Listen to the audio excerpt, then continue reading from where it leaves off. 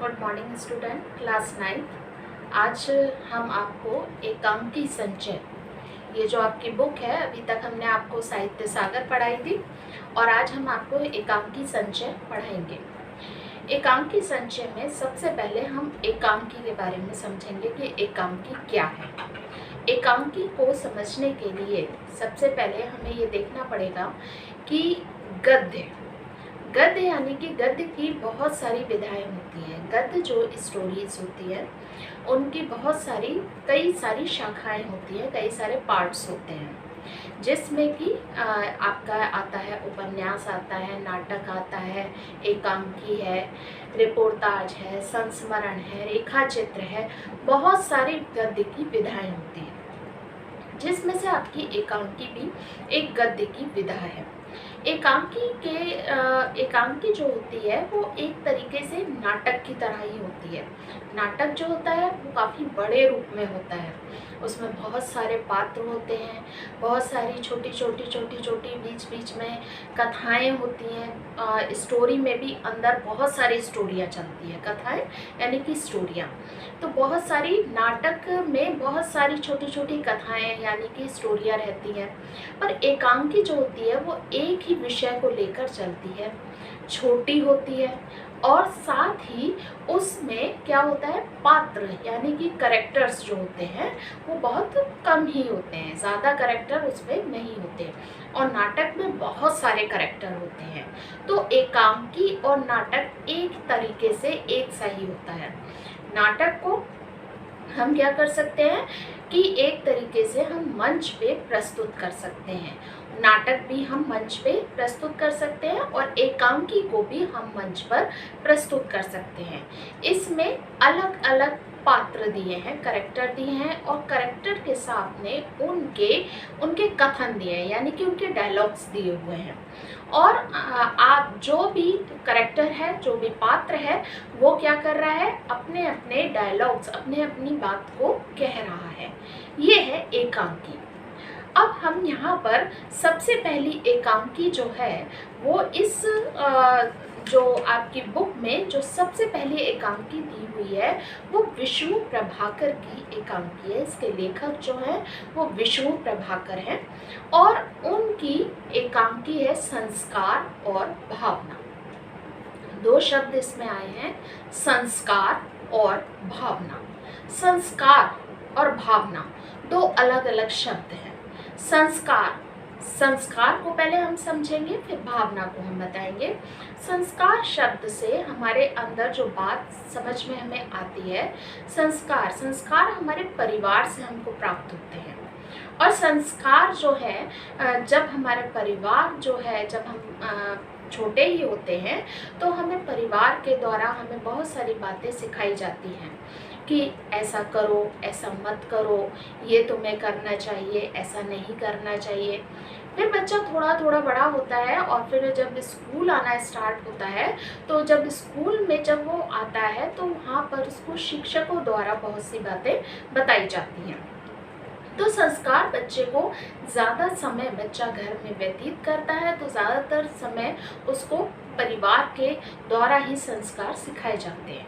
संस्कार में हमें बहुत सी बातें समझ में आती है कि संस्कार जो होते हैं, पहले तो आपको देखा जाए तो संस्कार जो होते हैं अच्छे भी होते हैं और संस्कार जो होते हैं कुछ ऐसे भी होते हैं जो ऐसे रीति रिवाज होते हैं जो कि इस समय की जनरेशन में वो रीति रिवाज नहीं चलते।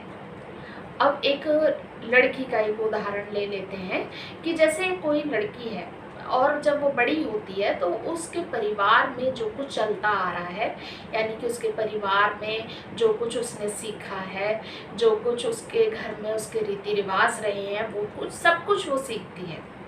और जब उसका विवाह हो जाता है और वो दूसरे घर में जाती है तो उसने जो अपने घर में सीखा है वही रीति रिवाज वो जो है वो चाहती है कि उसके ससुराल में भी हो, पर ऐसा नहीं है। ससुराल में जो है बहुत सारी चीज़ों में अंतर पाया जाता है, वहाँ कुछ अलग होता है, तो वो उसमें ढलने का प्रयास करती है और कुछ समय बीतने के बाद वो उसमें ढल जाती है। तो संस्कार हमारे जो होते हैं वो क्या है, कुछ अच्छे भी होते हैं और कुछ बुरे भी होते हैं। जो रीति रिवाज जो होते हैं, जैसे कि बहुत से परिवारों में क्या होता है कि ऐसे रीति रिवाज अपनाए जाते हैं कि जो पुराने समय से उनके बाप दादों ने अपना रखे थे और वो आज भी चला रहे हैं, जबकि नई पीढ़ी उस रीति रिवाज को सोचती है बेकार के हैं, क्यों इनको ढोया जा रहा है और क्यों इनको ज़बरदस्ती में करा जा रहा है। तो ऐसे जो रीति रिवाज हैं वो क्या करते हैं, इंसान को अपनी बेड़ियों में जकड़ लेते हैं और इंसान उनको निभाता चला आता है, जबकि उसका कोई भी मतलब नहीं है, जबकि उससे कोई भी फायदा नहीं है, परंतु वो क्योंकि उनके पुराने समय से चलते आ रहे हैं तो वो उनको निभाते चले आते हैं और वो इसी तरीके से वो चलते आते हैं। तो और दूसरा शब्द यहाँ पर आता है भावना, जो मनुष्य के अंदर होती है। जैसे अब हमारे अंदर भावना क्या आई कि ये संस्कार बेकार के हैं, इनको क्यों अपनाया जा रहा है, क्यों इनको ढोया जा रहा है, भावना ये है। परंतु रीति रिवाज हमें वो शुरू से चले आ रहे हैं, हम उसमें जकड़ चुके हैं और हम उनको निभाते चले आ रहे हैं। तो मनुष्य को के ऊपर क्या होता है, संस्कार हावी होने लगते हैं और भावनाएं उसकी दबने लगती हैं और वो दबती चली जाती हैं, भावनाएं दबती जाती हैं और संस्कार जो है उसके हावी होते जाते हैं, क्योंकि परिवार के लोग जो होते हैं वो ये चाहते हैं कि बच्चे जो हैं उनके जो वो लोग कर रहे हैं वैसा ही करें। वो लोग ये चाहते हैं कि जैसा वो लोग चलाते आ रहे हैं अभी तक वैसा ही उनको उनके बच्चे भी उसी तरीके से करते आए। पर आधुनिक युग है, नई पीढ़ी है और नई पीढ़ी जो है वो उन संस्कारों को ढोना नहीं चाहती जो बेकार के संस्कार हैं। और जब ये संस्कार जो होते हैं, जब वो नई पीढ़ी उसमें परिवर्तन लाती है तो कहते हैं कि भावनाएं जो होती हैं वो संस्कार के ऊपर हावी होने लगती हैं। और यहाँ पर जो ये कहानी है संस्कार और भावना, ये कहानी जो है वो आपको यही बताती है। इसमें क्या है कि इस कहानी में एक माँ है जो कि अपने संस्कारों से में दबी हुई है, संस्कारों से बंधी हुई है और वो उनसे अलग होना नहीं चाहती। रूढ़िवादी पुराने विचारों की महिला है और वो जो है उन संस्कारों से अलग नहीं होना चाहती, परंतु उसके बच्चे जो हैं वो नई पीढ़ी के हैं और वो उन संस्कारों में बंधे नहीं रहते और वो उन संस्कारों को तोड़ते हैं।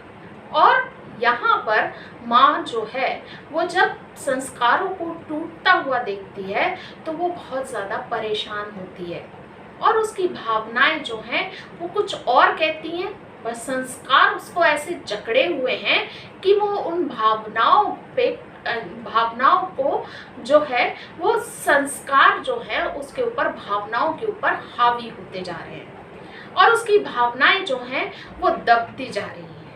और यहाँ पर यही चीज़ उन्होंने बताया है कि लेखक ने कि हमारे संस्कार जो होते हैं वो क्या करने लगते हैं, हमारी भावनाओं को दबाने लगते हैं और हम उनकी बेड़ियों में जकड़ने लगते हैं। और यहाँ पर ये पूरी कहानी में या इस एकांकी में यही बताया गया है कि मनुष्य को ऐसे रूढ़िवादी संस्कारों को जो कि उसके लिए बेकार हैं उन संस्कारों को हटाना चाहिए। आधुनिकता के अनुसार परिवर्तन के अनुसार हमें अपने आप को बदलना चाहिए, अपने आप को चेंज करना चाहिए। यहाँ पर इस एकांकी को हम आगे देखते हैं कि इस एकांकी में क्या बताने की कोशिश लेखक ने की है। पात्र परिचय, इसमें जो पात्र हैं यानी कि कैरेक्टर जो हैं वो इस प्रकार के हैं।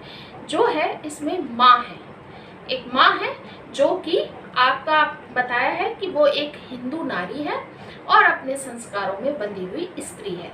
दूसरा उसका बेटा जो है वो अतुल है। तीसरा यहाँ पर उमा है, उमा जो कि अतुल की पत्नी है।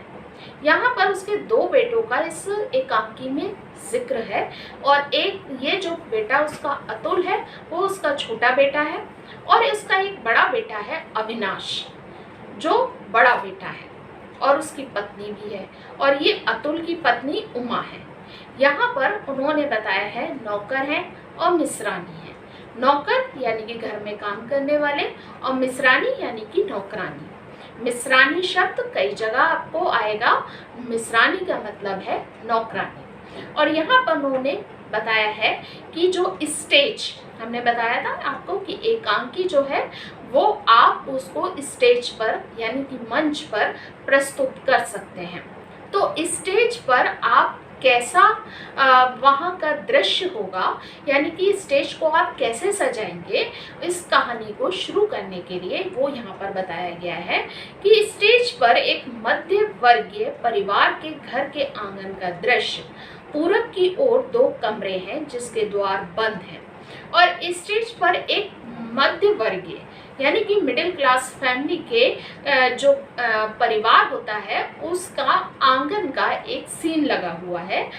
और जहाँ पर पूरब की ओर 2 कमरे हैं उन कमरों के दरवाजे बंद हैं। पश्चिम भाग का द्वार बाहर जाता है और पश्चिम की तरफ जो है वो क्या है, वहाँ पर एक दरवाज़ा है जो कि बाहर की तरफ खुल रहा है, वह भी बंद है।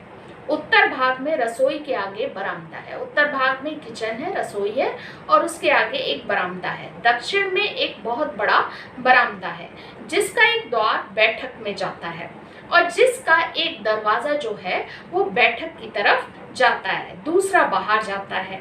जो कुछ दिखाई देता है वह स्वच्छ, सुंदर और उच्च स्थिति का प्रतीक है। और जो कुछ वहाँ दिखाई दे रहा है वो स्वच्छ है, साफ सुथरा है ना, और उच्च स्थिति का प्रतीक है। यानी कि वहाँ पर सब कुछ अच्छा दिखाई दे रहा है। सभी जो है वो ऐसा लग रहा है कि वहाँ पर क्या है कि सब कुछ उच्च स्थिति है। यानी कि वहाँ जो है वो मिडिल क्लास फैमिली बहुत ज़्यादा जो है नीचे की तरफ नहीं है, बल्कि क्या है वो अपनी स्थिति उसकी काफ़ी अच्छी सुधरी हुई है। बैठक में एक सोफे का एक अंश दृश्य में आता है। बैठक में थोड़ा सा हिस्सा दिखाई दे रहा है। वहाँ पे क्या दिखाई दे रहा है, एक सोफा जो थोड़ा सा दिखाई दे रहा है। रसोई के पास स्वच्छता है। रसोई के पास जो है वो सफाई है और अलमारी में उचित सामान व्यवस्थित रूप में रखा हुआ है। और अलमारी में सामान जो है वो क्या है, व्यवस्थित बिल्कुल ठीक से सजा हुआ रखा है। आंगन में एक और पलंग पड़ा है और आंगन में एक तरफ क्या है, पलंग जो है बिछा हुआ है, दूसरी ओर 2 कुर्सियां हैं और उस आंगन में पलंग के पास ही क्या है, कुर्सियां हैं तथा एक छोटा टेबल रखा है और वहीं पर एक छोटा सा टेबल, एक मेज रखी हुई है। टेबल पर नाश्ते के खाली बर्तन रखे हैं और उस मेज के ऊपर नाश्ता करके कोई गया है तो उसके खाली बर्तन रखे हुए हैं। पलंग पर उमा लेटी है और उसी पलंग पर जो आंगन में पलंग बिछा हुआ है उस पर उमा जो अतुल की पत्नी है और छोटे बेटे की, वो जो है वो लेटी हुई है। वह युवती और रूपवती है। वो युवती है यानी कि लड़की है और रूपवती है यानी कि बहुत सुंदर है, यंग है और सुंदर है।